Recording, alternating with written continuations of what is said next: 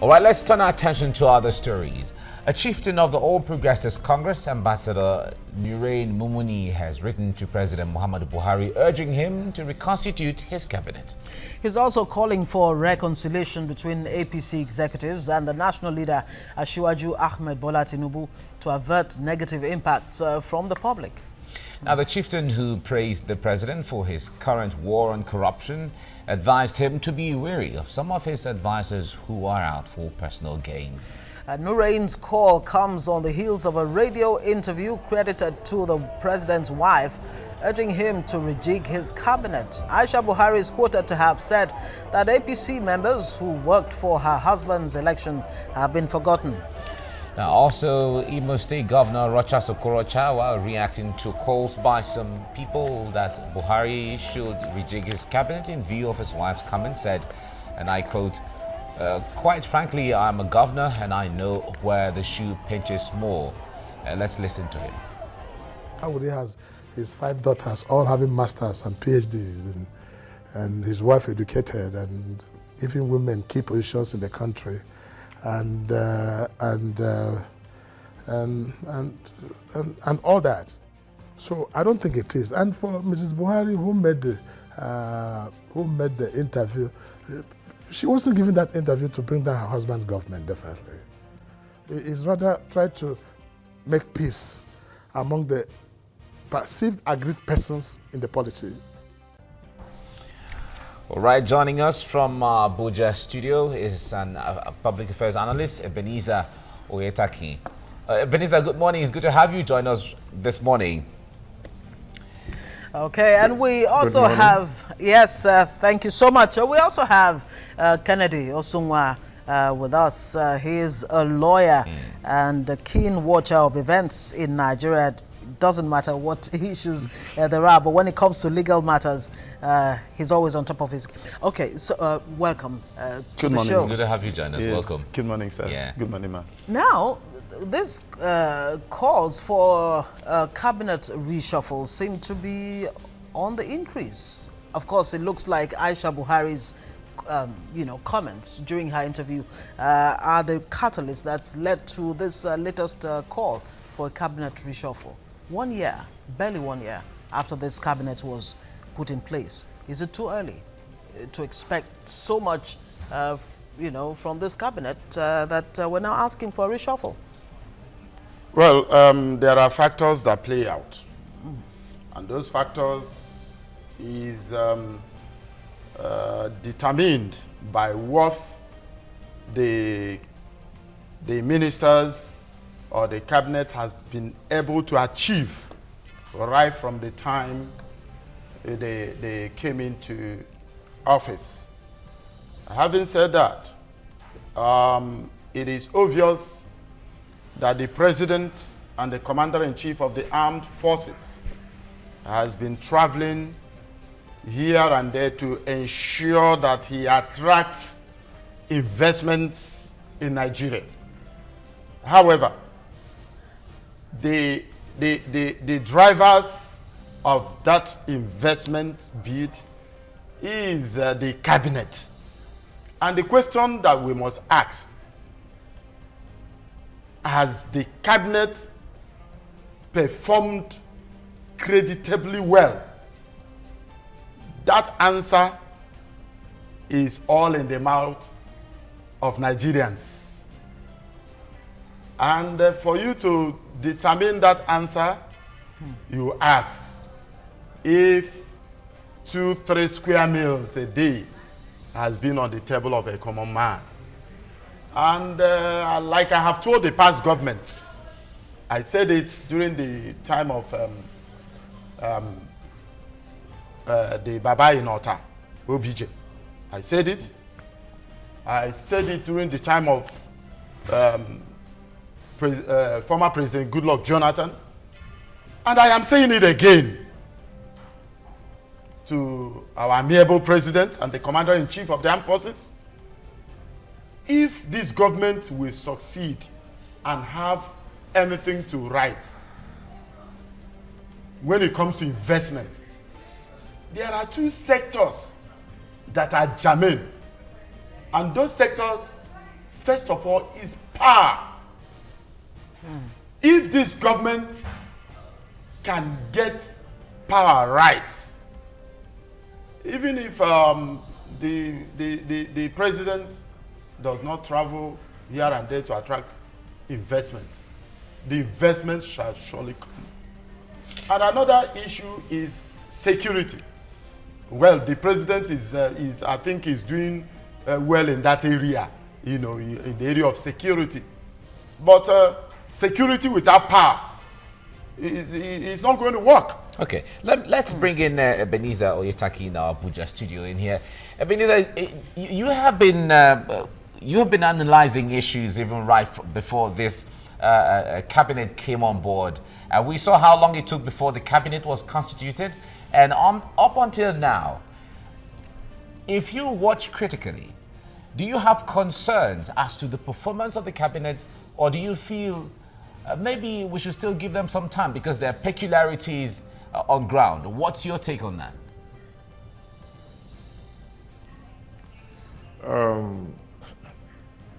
It is most unfortunate that Nigerian had a very large expectations from this cabinet, particularly because it was a considered opinion that Mr. President took so much time to put the cabinet in place, and it presupposes that he wanted the best, the cabinet that can hit the ground running. But honestly, after 1.5 years or beyond that, the cabinet has honestly been lesser than expectations, grossly lesser than expectations. Because the indicators are all over the place. Today, apart from the moribund power stations that we have all over the place, we are not vigorously having a verifiable evidence that the government, the cabinet has been able to enter a concrete agreement that will boost the power sector effectively, either with China or with any other partners for that reason.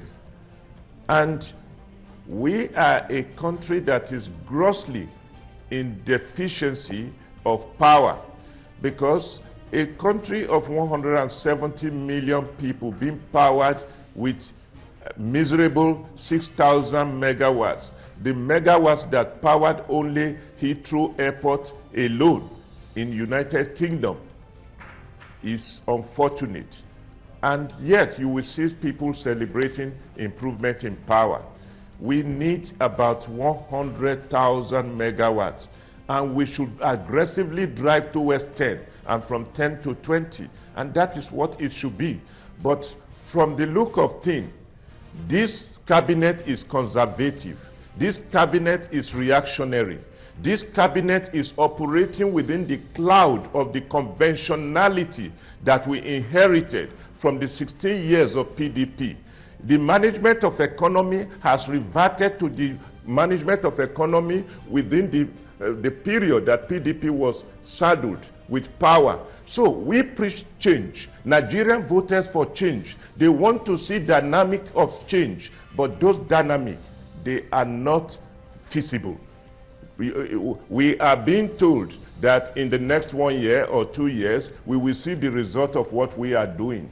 This is the marketing of hope that we lived on under the PDP for 16 years, and we invested more than 40 billion on electricity and power, and nothing came out. All right, let me come in that here. Reactionary economic management. Marketing of hope, very interesting statement there. But let me just quote what President Buhari said on November 11 or thereabout, when he was actually inaugurating his cabinet. He said the assigning of portfolios was done to put square pegs in square holes and to reflect their capabilities.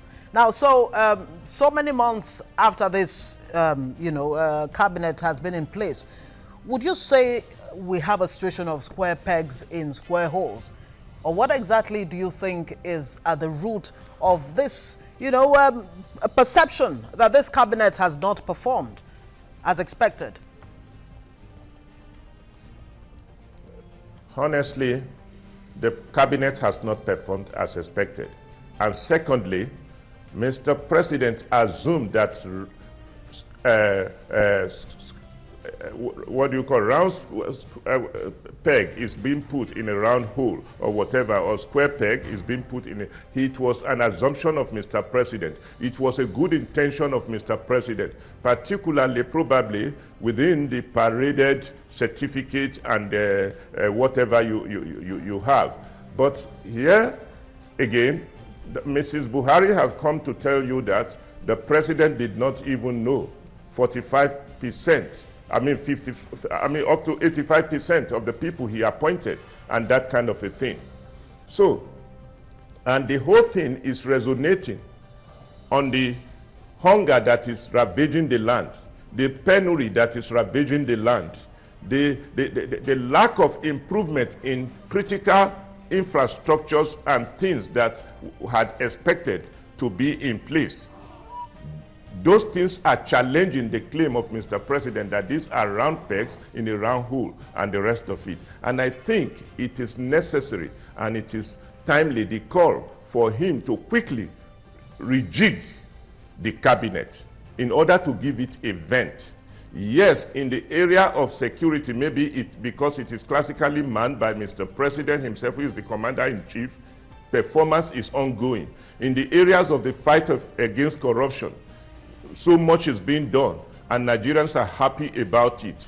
But in the areas of effective management and control of the economy, much needed to be done. In the areas of the power sector, where Minister Fashola is holding forth, and every other sector that is aligned with his ministry, and that kind of a thing, he needed to reawaken. If they are waiting for loan from abroad, of the reception of money that was stashed abroad, they will sleep until their tenure is over. All right. It is time for them to look intensively, inwardly, to create a new approach to economic management that will be visibly Nigerianic in nature. We must embrace a resistance economy. Okay, Ebenezer, thank you. I'll come to you, but let me bring in Kennedy in here. Now, some analysts have said that the performance of a cabinet is totally a function of the will of the commander-in-chief. Now, everyone knows where Ebenezer was talking about the intentions of the president, and his will to do all that. Fine. But that has not been able to translate into an effective cabinet based on the perception of Nigerians. Well, first and foremost, I want to state the president and the commander-in-chief of the armed forces, Federal Republic of Nigeria, is a versatile, disciplined man, but at the same time, he cannot be jack of all trades and master of none. Yes, he oversees the cabinet, but if you look at it, the areas, for instance, the finance, it has to be given and is mandated by an expert. Power must be given to an expert. And industries and what have you must be given to an expert.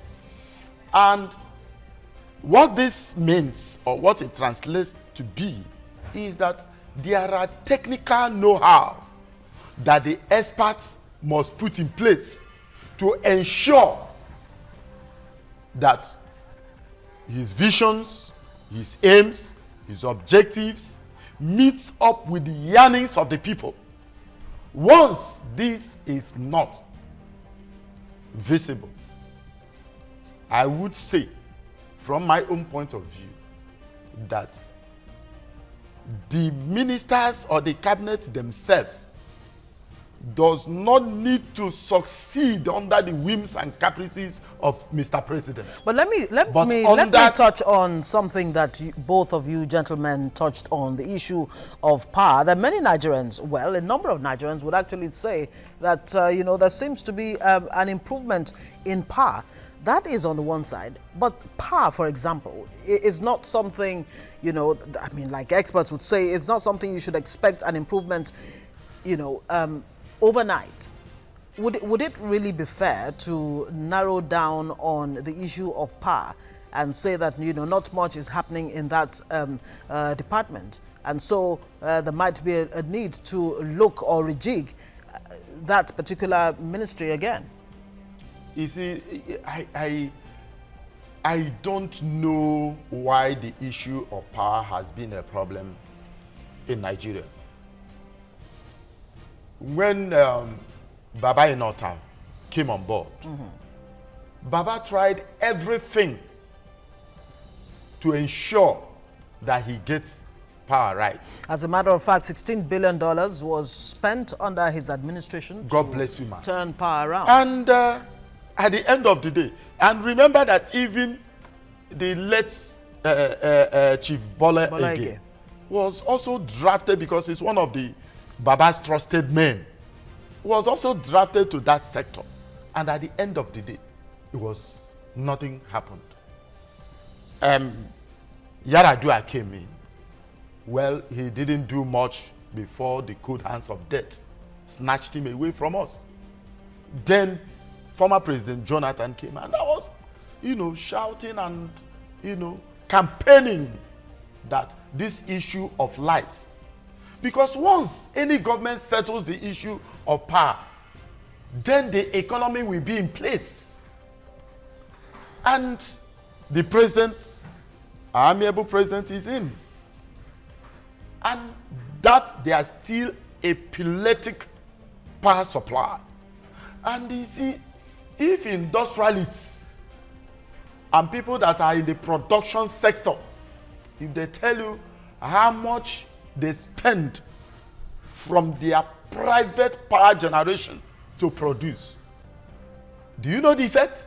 The effect is the common man, you and I, the consumers, that pays the price.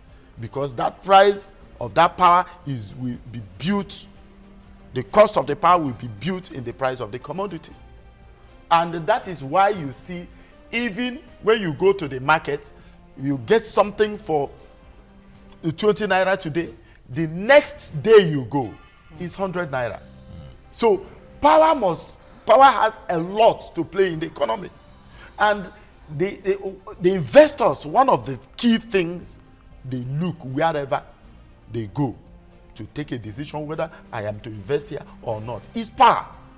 And as far as this government is concerned, for the past 1 year plus or so that this government came to power, I tell you that there are some areas in Lagos, not to talk of other states, that from week to week, month to month, they don't experience light.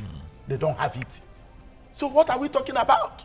All right, now certainly beyond all of this, you talked about the issue of experts handling different portfolios, translating into square pegs in square holes or round pegs in round holes, as the case may be. Now, if you mentioned finance earlier on, I certainly know that those who are in charge of the finance are certainly experts. If you go to agriculture, for instance, it is the same thing. The Minister of Agriculture has been a farmer over the years, and he understands all of these things. But if we have to ask the specifics, even in those areas that we have experts mounting those portfolios, how much of impact has that created? But I'll let you answer that question when we come back from the news update.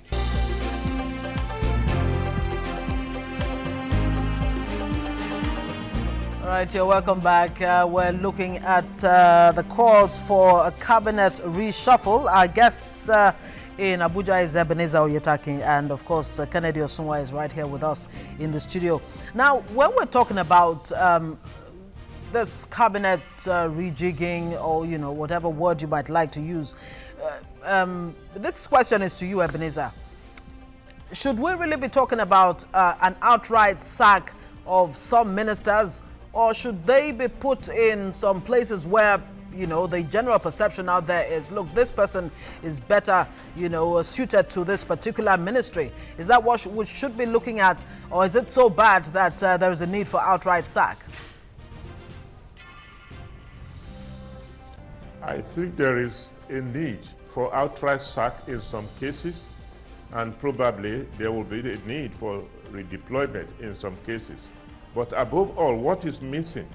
What is missing in the cabinet of Mr. President Buhari, which I am not convinced that Buhari himself is not aware of, is that there is no synergy. There is no effective harmony. You know, if you are singing a song and one is singing to the left, another to the right, and the rest of it, you lose the steam. There is no harmony among the ministers, among the cabinet of Buhari, that can project a front that will deliver the product of change as expected by Nigerians.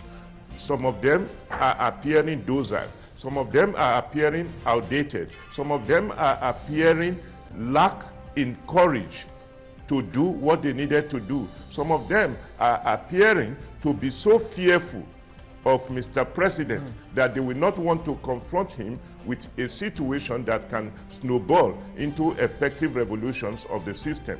Now we need a minister in the clout of Tony Momo of those days, in the clout of people like Professor, what do you call him? Professor Tam David West, minister of those clout, who can engage effectively Buhari, not of those age, but of the clout. People who know what they want. People who will not be putting their ear to hear when an order comes from IMF, when another order is coming from the World Bank, and when you want to take a step and an international expert said that is not the direction you want to go, and the rest of it. Again, the cabinet must focus, like I said, in creating a robust economy that can address all the challenges that we have. An economy that is based on agrarian revolution that will flood the continent of Africa with produce of farms and any other things of that nature that come from Nigeria, so that we can have an economy that is Naira-centric, not an economy that is waiting for $1 from abroad before we can hit the road running. Not an economy that generated $10 billion, but prefer the $1 billion that they will want to borrow with conditionalities. Those are not the managers of economy we need at this period of time. That is the problem we are having. We need to create harmony between Mr. President and his cabinet. It appears that the president is far away ahead of many people that he made a choice of as cabinet members. They are not keen into his body language, and they are not enacting the body language the way Mr. President would have wanted to move faster. All right, Ebenezer, we'll come back. Let me bring in Kennedy in here. You know, before we went on break, I was asking earlier on. Now, we know that the government has talked about the issue or the need to diversify the economy, and it is one thing they want to do. The economy is really very central, and they want to fix that. The issue of power is there. It's part of the economy, technically, it's part of the economy somehow. Now, putting all of these things, there are different ministers, there are different round pegs in different round holes, or different square pegs in different square holes. But if we put all of them on a scale, in which area do you think there is commendation so far from your assessment? Well, let me Is that make question? haste to state that as far as I am concerned, the cabinet is yet to start. Right from the time Mr. President came on board, till the time the cabinet came on board, I want you to look at the economy, the cost of living, and what the dollar rate and everything, taken all holistically. You will agree with me that it is not the change we voted for. And something needs to be done effectively. Mr. President needs to carry along people that will help him to drive the agenda of change. Change is not just by the word change, but change is what effect is having on the citizenry. For instance, Lagos is working. Somebody is there from the time of Senator Ahmed Tinubu, with the greatest respect to Baba Jakande. But from the time of Senator Ahmed Tinubu till the time of Babatunde Raji Fashola Sam and the time of Mr. Ambode, you can see that Lagos is moving from one level of height to the other. And for God's sake, there are people that are behind Lagos. There are people that are making things work in Lagos. So is it a question of continuity? And I'm just wondering, you know, when you say that this is not the change we voted for, holistically, generally, have we as Nigeria... I say so. Are you also saying that? No, is it the change you voted for, or you did not vote? I'm just quoting what you said. Okay. Now, so the point is, have we really been able to clearly define, you know, like they say, life is like a football match. There's a goal post, and you have players, and you have all kinds of obstacles that will come, you know, to stop you from reaching your goal. But have we been able to define exactly what the goal is, the national goal, or what the Nigerian dream or Nigerian goal is? And so that, you know, we're able to say, look, okay, at this point, we've reached this point, or even when this, you know, achievements are recorded, we're able to clearly say, yes, this is where we are. Have we been able to define that? You are very, very intelligent, and I respect you for that. You are an intelligent lady. I respect you. You see, that's the problem. That's the problem in Nigeria. That's the problem in governance. Because when they come on board, you see, party affiliation almost take center stage? Yes. And you find out that, okay, for instance, look at the ruling party now and what is happening. You will see that apart from the president and few of them, that has nothing to do with the PDP. Most of them has crossed over. In fact, I begin to wonder, I say, what is the difference between APC and the PDP? Apart from Mr. President and few of them. Tell me the difference. And then when you get to APC, these ones they will say they are the new PDP in APC and other. And when it comes to policies, these things affect policy drive. These things affect the harmony that ought to exist between the president, the cabinet, and the people. And it is only when we get it right, when we take off party affiliation, what political party, where are you coming from, where were you before, and how did you get here?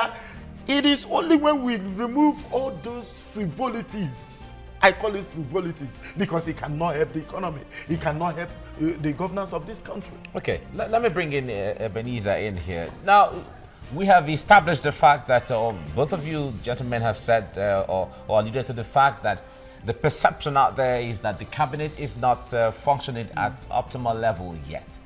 But if we have to pin down some of the kind of challenges that may not make them perform, what do you think are the challenges that is making from your perspective, that is making the cabinet not to function as they are supposed to function?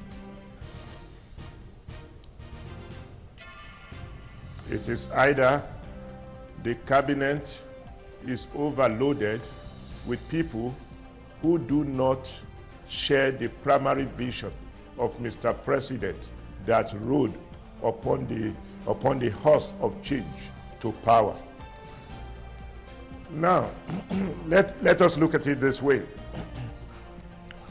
Dr. or Professor Patrick Lumumba, fortnight ago, during the anti-corruption conference, said, corruption is retarding Nigeria's progress, and Africa are waiting for Nigeria to launch its potential, but that is not being seen, and that kind of a thing. Jimo Ibrahim said, we might not likely get out of this recession in the next 20 years if we do not do things differently. As a matter of fact, he said we must embrace the kind of economy being practiced by the Iranian nation. And all of us who are vast in modern affairs history knows what Iran is today, a super nation that is emerging in the midst of adversities and that kind of a thing.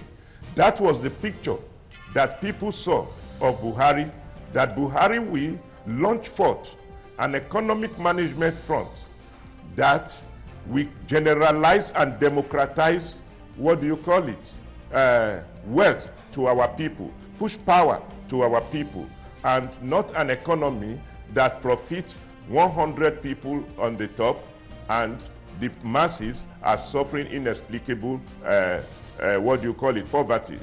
Now, if you look at the immediate taking over of power by Buhari, there were a lot of euphemism. Oh, our refineries are working. They are now working. This one is working at 80%. This one is working at 60%. This one. Where are those things now? They died down naturally.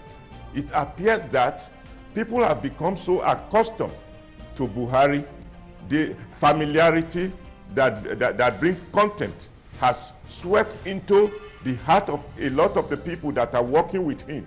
And over 85% mainstream that has impact on the economy are still in the hand of the PDP that we displaced from power.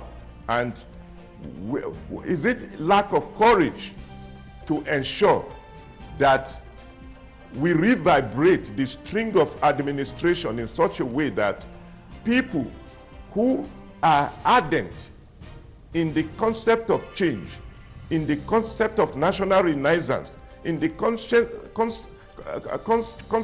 of the kind of effective management and control of economy, that we may stream the Nigerian populace to play a role and identify with the policy directions of government. As it is today, the policy direction of government needs so much interpretation and explanation that we make people to vigorously, even at the private level, to key into the driving of that direction and the rest of it. So there is a lot of missing link.